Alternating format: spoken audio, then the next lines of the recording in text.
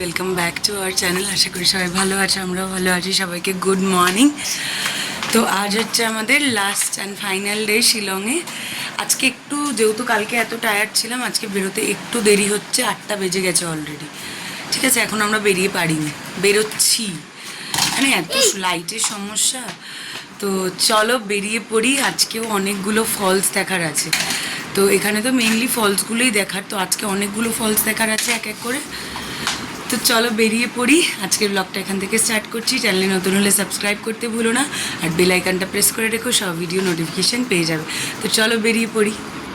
তো এই যে আমাদের পাপান রেডি হয়ে গেছে। সেদিন সকাল সকাল বেরোচ্ছিলাম বলে ওকে প্রথমে ফুল স্লিভ পরিয়েছিলাম, তারপর বেলা বাড়ার সাথে সাথে দেখলাম একটু গরম লাগছে, তো ওকে চেঞ্জ করিয়ে আবার হাফ হাতা জামা কাপড় পরে দিয়েছিলাম। যেতে যেতে রাস্তায় চা বাগানের দর্শন হয়ে গেল, যদি আমরা আসাম গিয়ে চা বাগানটা সেভাবে দেখতে পাইনি, মানে আমাদের এটা সাইট সিন ইনক্লুড ছিল না, তাই দেখা হয়নি। তারপরে একটা জায়গায় দাঁড়িয়ে করে নিলাম আমরা ব্রেকফাস্ট, ওটাই আমাদের ফার্স্ট জায়গা ছিল দেখার। পার্কিংয়ে গাড়ি দাঁড় করিয়ে একটু ভেতরে গিয়ে একটা জায়গায় আর কি, খাবার দাবার যেখানে খোলা যায় খাওয়া যায় এরকম জায়গাতেই কাকু আমাদের খাইয়েছিল আর কি। তো ব্রেকফাস্টে ছিল লুচি আর ছোলার ডাল। পাপান সেদিন গাড়িতে ঘুমিয়ে পড়েছিল, তো এই কারণে আমি আর নামতে পারিনি। ওর বাবা খেয়ে আমার জন্য ব্রেকফাস্টটা গাড়িতেই নিয়ে এসেছিলো। এখানে ওরা সবাই মিলে এনজয় করছে। এই পুরো ট্যুরে কাকুর এই মানে খাওয়ার সার্ভিসটা আমাদের খুব ভালো লেগেছে। খেয়ে দিয়ে আমরা খুব আনন্দ পেয়েছি। ঘুরতে গিয়ে এত ভালো খাওয়া দাওয়া আশা করেছিলাম না। তো তারপর খেয়ে দিয়ে উঠলাম হচ্ছে দেখার জন্য এলিফ্যান্ট ফলস। ফলসটা দারুণ ছিল। ইভেন আমরা সেদিন যে কটা সাইট ভিজিট করেছি প্রত্যেকটাই খুব সুন্দর ছিল। আমরা তো বলা বলি করছিলাম আসার দিন যে যাওয়ার আগে আমাদের মেঘালয় একদম মন ভালো করে দিয়েছিল। এই যে পাপানের মোড়টাও খুব সুন্দর ছিল। ও তো সচরাচর এরকম ঝর্ণা দেখেনি। সিকিম যখন গিয়েছিল তখনও বর্ষাকাল ছিল, ঝর্ণা সেভাবে চোখে পড়েছিল না, কারণ আমরা ওই সময় খুব বেশি সাইট সিন করিনি, কারণ ওকে নিয়ে সব জায়গায় যাওয়া যাবে না তাই। আর এই এলিফ্যান্ট ফলসটা সম্বন্ধে একটু বলি, যেটুকু আমি জানি। এটা আমি ফার্স্ট যখন একটা ভিডিওতে ড্রোন শ্যুট দেখেছিলাম, আমার ফলসটা এত ভালো লেগেছিল, মানে মনে হচ্ছিল যে একটা পাথর যেটার শেপ একদম হাতির মতো, তার গা বেয়ে ঝর্ণাটা নেমে আসছে। খুব সুন্দর। আমরা তো ওরকম ড্রোন শ্যুটের মতো দেখতে পাইনি, বাট ঝর্ণাটা 3টে স্টেপে দেখার ছিল। এটা হচ্ছে ফার্স্ট স্টেপ, এটা মনে হয় সেকেন্ড স্টেপ, এরপর লাস্ট স্টেপ ছিল একটা। ওই জায়গাটা একদম লেকের মতো, ওই জায়গাটায় বেশ নামা যাচ্ছিল, হাঁটাহাঁটি করা যাচ্ছিল। তো তারপর ওটা দেখার পর নেক্সট ডেস্টিনেশন ছিল আমাদের সেভেন সিস্টার্স। বাট একটু মন খারাপ হয়েছিল, সেভেন সিস্টার্সটা পরিষ্কার দেখা যাচ্ছিল না মেঘের কারণে। আবার একরকম মেঘ দেখে একেবারে মনটা দারুণ ভালো হয়ে গিয়েছিল। আমরা এখানে সবাই বলা বলি করছিলাম এর পরের কি দেখতে যাচ্ছি আমরা, তো সবাই মিলে হাসাহাসি মজা প্রচুর হয়েছে বাসে। 16-17 জন লোক একসাথে গেলে যেটা হয় আর কি, এই যে যা বলছিলাম, প্রকৃতি একেবারে মানে মনে হচ্ছে সবুজে ঘেরা আর ভরা। পাহাড়ের গা যেরকম সবুজে ঢাকা হতে পারে, আমরা মেঘালয় না গেলে বুঝতাম না। হ্যাঁ, ওয়েদার তো কম বেশি হবেই, কারণ এটা তোমার আমার কারোর হাতেই নেই। বাট জাস্ট দেখো, ওই যে বলেছিলাম আগের ব্লগে যে আমরা হয়তো এটা দেখতেই মেঘালয় গিয়েছিলাম। শেষের দিন আমাদের একেবারে মন ভালো হয়ে গিয়েছিল। হ্যাঁ, তবে ডাউকির গরমটা আনএক্সপেক্টেড ছিল। ওটা কারোরই দোষ না, টাইমেরও দোষ না, কোনো কিছুরই নয়। এই সময় জেনারেলি ওয়েদার এরকম থাকে না, বাট কোনো কারণে হয়তো সেটা নিম্নচাপ হতে পারে বা আগে হয়ে যাওয়া বন্যার কারণে হতে পারে, সমস্যা হয়েছিল কোনো। বাট জাস্ট দেখো আর এনজয় করো। আমার তো মানে যেতে যেতে একদম মন ভরে গেছে। বাবাকে তো আমি বসতেই দিনই জানলার ধারের সিটে, আমি শুধু দেখতে দেখতে গেছি, কারণ আমি যেটুকু ক্যাপচার করতে পেরেছি তার চেয়ে অনেক অনেক বেশি আমি দেখে এসেছি।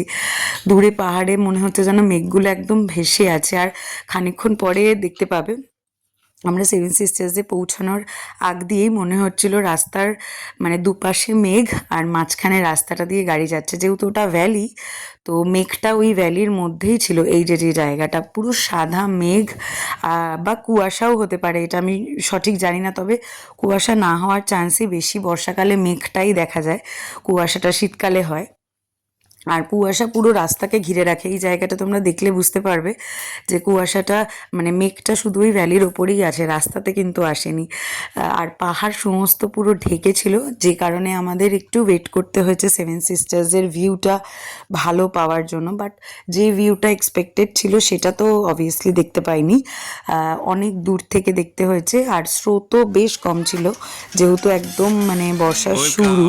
অক্টোবরের দিকে গেলে হয়তো ফলসগুলোর ভিউ এরকম বা এর থেকেও অনেক বেশি ভালো হয়। বাট আমরা কিছু কম দেখিনি। লাস্ট দিন চেরাপুঞ্জিতে যে কটা সাইট আমরা দেখেছি প্রত্যেকটা অসাধারণ সুন্দর ছিল। সেভেন সিস্টার্স খুব সুন্দর ছিল, মানে মেঘের কারণে এখানে পিকচার কোয়ালিটি একদমই ক্লিয়ার নয়, বাট আমরা দেখেছি মানে মেঘ একেবারে ধরা যাচ্ছে এমন মনে হচ্ছিল আমাদের। এর নিচে ফলস আছে একটা, সম্ভবত এটা ওয়াকা ফলস, ঠিক আছে। এটা সেভেন সিস্টার্সে যাওয়ার পথে পড়েছিল এই জায়গাটা। তারপরে গিয়েছিলাম আমরা সেভেন সিস্টার্সে, যদিও ওখানকার কোনো ক্লিয়ার ভিউ পাইনি। ফুল গাছগুলো, পাহাড়ের ফুল গাছ তো অসাধারণ, সে বিষয়ে আর কিছু বলবার নেই। আর রাস্তাঘাটে এমন এমন ফুল ফুটে আছে, আমি ওখানে একটা জবা ফুলের রং দেখেছিলাম, বাপরে বাপ ভীষণ সুন্দর। মেঘের রাজ্য মেঘালয়, দেখো শুধু মেঘ আর মেঘ, শুধু মেঘ আর মেঘ চারিদিকে। এতক্ষণ এখানে এত মেঘ, পড়ে যাবে পড়ে যাবে, হঠাৎ করে এত মেঘ আসছে যে সব একদম ঢেকে দিয়ে চলে যাচ্ছে, উঠেছো। আবার মাঝে মাঝে পরিষ্কার হয়ে যাচ্ছে, সব দেখা যাচ্ছে। তো মন তো খুব খুশি হয়ে গেল। ওখানে দাঁড়িয়ে কফি অর্ডার করেছিলাম, সময়ের দেরি হচ্ছিল, মানে আমার দাঁড়াতে হতো আর একটু, আর কাকু তাড়া দিচ্ছিলেন যিনি গাড়ি চালাচ্ছিলেন। তো আমরা তাড়াতাড়ি করে চা কফিটা নিয়েই বাসে আবার উঠে পড়েছিলাম। আর পাপান মোটেই শান্ত ছিল না গোটা রাস্তা, বেশ দুষ্টুমি করেছে, কারণ ওদের দোষ নয়। এই যে সেভেন সিস্টার্সের ভিউ, পরপর 7টা ঝর্ণা, খুবই সুন্দর লাগে, এসে এক জায়গায় মিশেছে। বাট মেঘের কারণে আমরা পরিষ্কার ভিউ পাইনি, যেটা বলছিলাম আর কি। মনে হচ্ছিল সাদা সুতোর মতো 7টা ফলস নেমে আসছে উপর থেকে। এটা যেটা আমি মানে তোমরা দেখতে পাচ্ছ, এটা অনেকটা ক্লিয়ার ভিউ। এর আগে আমরা যখন গিয়েছিলাম পুরোপুরি মেঘে ঢেকেছিল। আর ওখানে একটা ছোট্ট পার্কের মতো ছিল, টুকটাক কেনাকাটি করার দোকানও ছিল। পাপান এখানে একটু দোলনা চড়ছিল, আগে তো ছোট ছিল বসতে পারতো না দোলনায় ঠিক করে, এখন তো একটু বসতে পারে, ধরে থাকতে হয় যদিও, তবু বসতে পারে। তো এই এখানে খেলা করছিল এখানে। তারপর আমরা ওখান থেকে একটু নিচের দিকে নেমে গেছিলাম, মানে ফলসটা যেখানে আর কি কি বলবো ওটাকে, যেখান থেকে শেষ হচ্ছে আর কি, বা হয়ে অন্য জায়গায় অন্য রাস্তায় যাচ্ছে, সেই জায়গায় স্রোতটা অনেকটাই কম, সেখানে বসা যাচ্ছে। আর পাপান প্রচণ্ড এনজয় করেছে, প্রচণ্ড। এই যে স্রোত নেই না, স্রোত ছিল।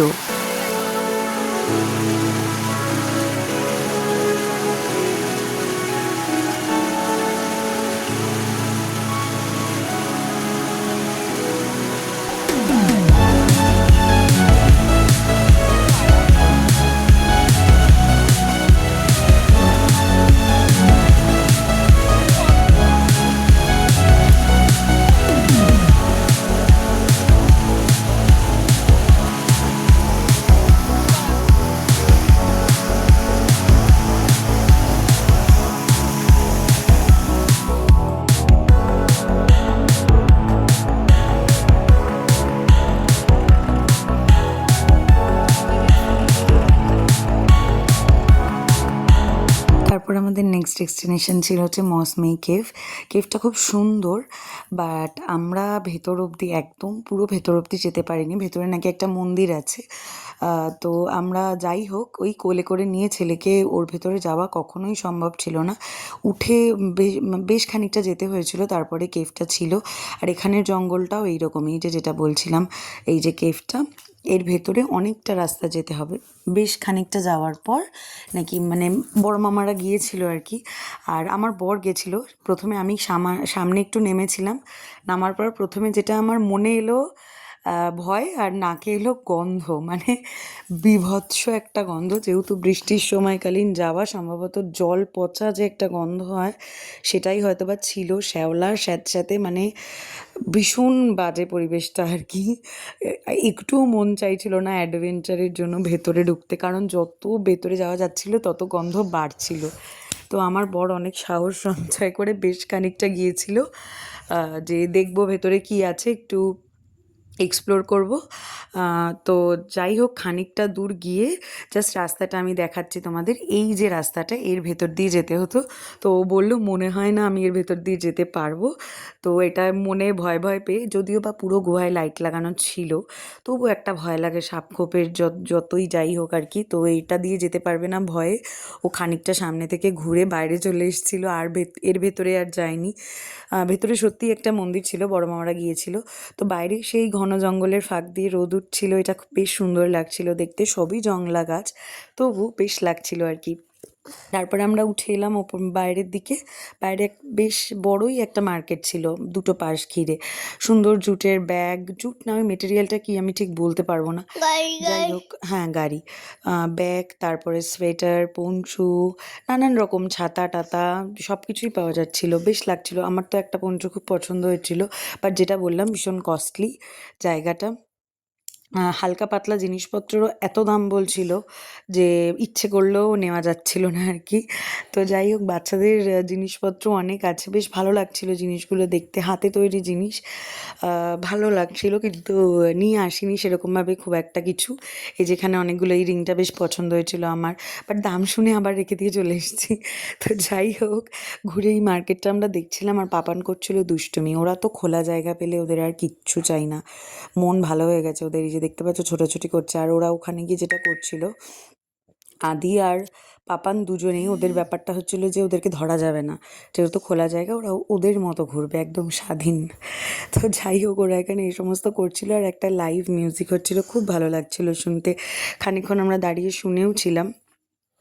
তারপর ওখান থেকে বেরিয়ে আমাদের সেদিন ওখানে বসেই আর কি কথা হচ্ছিল যে কেনাকাটা তো কিছু করতে হবে, তো কি কোথায় কেনাকাটি করব, কি কেনাকাটি করব, এগুলি আলোচনা করতে করতে আসছিলাম আমরা।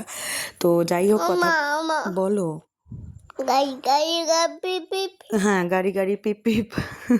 পাপানকে ইগনোর করো না প্লিজ, ওকে একটু অ্যাটেনশন দিও, ও এখন প্রচণ্ড অ্যাটেনশন চায়। তো যাই হোক আমরা আস্তে আস্তে আমরা ঠিক করলাম যে আমরা আসার পথেই পুলিশ বাজারে নেমে যাব, ওখান থেকে টুকটাক যা কেনাকাটি করার করে নেব। কারণ আমরা যদি এবার হোটেলে যেতাম, হোটেল থেকে আবার পুলিশ বাজারে আসতে আমাদের ট্যাক্সি করতে হতো, তার আগে প্রায় 8-10 মিনিট তো হাঁটতেই হতো বা দাঁড়াতে হতো ট্যাক্সির জন্য, একটা সমস্যা হতো। তো আমরা ভাবলাম গিয়ে আবার আসবো, অতটা বেরিয়ে আসার থেকে একেবারে নেমে যাওয়াই ভালো। তো ওই ড্রাইভারকে কোনোভাবে ম্যানেজ করে, হ্যাঁ মা গাড়ি, তো আমরা নেমে গেলাম পুলিশ বাজারে। ওখান থেকে ভেতরের দিকে যাচ্ছিলাম, বাট আকাশের মেঘটা আশা করি তোমরা দেখতে পেলে। এই একটু মানে মোটামুটি মিনিট 30 কি 40 পরেই বৃষ্টি আরম্ভ হলো যথারীতি। আর আমরা সেরকমভাবে কিছুই কেনাকাটি করতে পারিনি, যা একটু ঘোরাঘুরি করে দেখেছি আর কি, এই ব্যাস এটুকুই। সবাইকে গুড ইভিনিং। আমরা বাপরে বাপ, যাই হোক তবু আজকে একটিক জার্নি হয়নি। আমরা নেমেছিলাম ওখান থেকে পুলিশ বাজারে, ওখান থেকে টুকটাক কেনাকাটি করে, এই যে ঘুরতে এলে কেনাকাটি তো থাকেই, তবে এখানে শপিং করে মোটেই মজা নেই। এক নম্বর কথা বার্গেনিং হয় না, যেটা না হলে একদমই আমাদের কলকাতার লোকেদের মজা আসে না।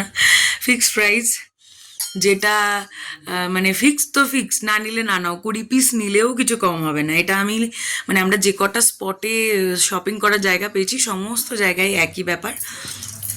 তো যাই হোক এসব করে তাও টুকটাক কেনাকাটি করেছি, বেশিরভাগ কিনেছি ছাতা, যেটা এখানে ভালো পাওয়া যায়। আমি এখানের ফেমাস সেরকম কিছু পেলাম না, ওই 2-4টে চাবি রিং, তারপরে শোপিস টাইপের এইসবই, চপস্টিক্স এই, আর ছাতা। আর খুব বেশি বড় ছাতা ক্যারি করা সম্ভব না, বড় ছাতাগুলো ভালো লাগছে দেখতে কিন্তু ক্যারি করা সম্ভব না। আচ্ছা তারপর নেক্সট নাম্বার আসি স্পট। আমি মানে খুবই একটু ডিসঅ্যাপয়েন্টেড আছি। আমরা মেঘালয়ে যে এক্সপেকটেশন নিয়ে এসেছিলাম সেটা একেবারে বিগ জিরো হয়ে গেল। কারণ আমরা আজকে কুয়াশার জন্য অনেক কিছু দেখতে পাইনি, তবে এলিফ্যান্ট ফলসটা খুব সুন্দর দেখেছিলাম। ফলস যে কটা দেখেছি কম বেশি ভালো, তবে একটা টাইম পর কি হয়, সব ফলসই মনে হয় যেন একই রকম, এক জায়গা দিয়েই যাচ্ছে একই রকম, খুব বেশি স্যাটিসফাইং কিছু সেই থেকে এই অবধি চোখে পড়েনি আমাদের। হ্যাঁ তবে ওই একটা জায়গায় গিয়ে রাস্তায় একদম গাড়ির মধ্যে মেঘ ঢুকে আসছিল, ওই জায়গাটা বেশ লাগছিল, মনে হচ্ছিল মেঘালয় সুন্দর। বাট স্পট কোনোটা আমরা ভীষণ ভালো রকম দেখিনি, মানে একদম মনে হবে যে এত জার্নি করলাম সেটা সফল হলো এরকম না। তবে কাল ডাউকিটা খুবই সুন্দর ছিল, যেটা আমরা রোদের কারণে পাপানকে নিয়ে রিস্ক নিতে পারিনি, এতটা রোদে পাপান ট্রাভেল করতে পারতো না। মামু গেছিল, হ্যাঁ। তো যাই হোক সন্ধ্যাবেলা এসে চা আর পকোড়া মানে পেঁয়াজি আর মুড়ি মাখা, আমাদের এই পুরো ট্যুরে খাওয়া দাওয়াটা আমরা অসাম পেয়েছি। কালকে বিরিয়ানিটার তো কোনো জবাব ছিল না, আমি কাল মানে বলে উঠতে পারিনি। কাকুরা রান্না বান্না অসাধারণ করছে। আমরা আনফর্চুনেটলি এখানে এসেছি বাজে টাইমে, বা বাজে টাইমে আমি বলবো না, জুন অবধি আমাকে গুগল দেখিয়েছে যে গুড টু ভিজিট। কিন্তু সেখানে যে এরকম একটা সমস্যা হবে আমরা বুঝতে পারিনি। মানে গতকাল তো অস্বাভাবিক গরম পেয়েছি, আজকে সেই গরমের কষ্টটা হয়নি। তবে যে ওয়েদারটা আমরা এক্সপেক্ট করে এসেছিলাম সোয়েটার চাদর শল এনা তেনা নিয়ে, সেরকম কিছুই ছিল না, কিচ্ছু ছিল না। আমাদের একটা পাতলা স্টোলও লাগেনি গায়ে, একটু ফুল স্লিভ জামা কাপড় পরলেই হয়ে যাচ্ছে, তাও একটা টাইম পর সেটাতেও আবার অস্বস্তি হচ্ছে। মানে ওয়েদারের ফ্লাকচুয়েশন মারাত্মক রকম, বাচ্চাদের শরীর খারাপ অবধারিত। এই রোদ মানে প্রচণ্ড গরম, ঘাম হয়ে যাচ্ছে, ডিহাইড্রেটেড হয়ে যাচ্ছে বডি। আমাদের পাপানের তো টয়লেট হচ্ছে না, মানে সাংঘাতিক অবস্থা। প্রচণ্ড জল টান হচ্ছে, ভীষণ জল পিপাসা পাচ্ছে। আর আবার যেই মেঘ করে আসছে, বৃষ্টি পড়ছে, তখন একটা হু হু করা ঠান্ডা হাওয়া, মারাত্মক ফ্লাকচুয়েশন। তবে যেটা ওই যে বললাম, যেটা এক্সপেকটেশন ছিল সেটা ফুলফিল হলো না। তো যাই হোক, যেটুকু ভালো দেখেছি, আর সব থেকে বড় হচ্ছে সবাই মিলে এত আনন্দ করেছি, এটাই অনেক। এই যে রাতের ভিউ, বোনদের ঘরের ব্যালকনিটা থেকে আরও সুন্দর লাগছিল বাইরেটা। তো আমি গিয়েছিলাম একটু ওদের ঘরে চারপাশটা দেখার জন্য। ওই দূরে টিমটিম করে আলো জ্বলছে, একদম পাহাড়ে যেটা দেখা যায়। আর রাতের বেলা এত খিদে পেয়ে গেছিলো, তাড়াতাড়ি খেয়ে নিয়েছি। হয়েছিল হচ্ছে ডাল, আলু সেদ্ধ, আর মেশো আলাদা করে কাতলা মাছ আর চিংড়ি মাছ আনিয়েছিল, যে কারণে কাতলা মাছের কালিয়া হয়েছিল, আর চিংড়ি মাছ সর্ষে বাটা দিয়ে হয়েছিল। আর কাকু করেছিল রান্না হচ্ছে সেদিন মুড়ো ঘন্ট, কাতলা মাছের ঝোল, ডাল, আলু সেদ্ধ। এটা হচ্ছে কাকু বানিয়েছিল। চলো আজকের মতো ভিডিওটা এখানেই শেষ করছি। পাপান পড়েছে ঘুমিয়ে, গাড়ি থেকে নামার পর আর একটু ঘুমিয়েছিল না। আর এখানে এখন দেখছি রাতের দিকটা বেশ গরম লাগছে। আমরা সন্ধ্যাবেলা সবাই মিলে শপিং টপিং করে এসে একটু বসে গল্প টল্প করলাম, তারপর গেছিলাম ডিনার করতে। করে এসে এই পাপান পড়লো ঘুমিয়ে, আমরাই এখন গোছ কাজ করবো। আমার ঘরটার জাস্ট অবস্থা তাকাবার মতো না। তো চলো আজকের মতো ভিডিওটা এখানে শেষ করি, কাল সকালে আবার দেখা হবে। আজকের মতো টাটা, গুড নাইট।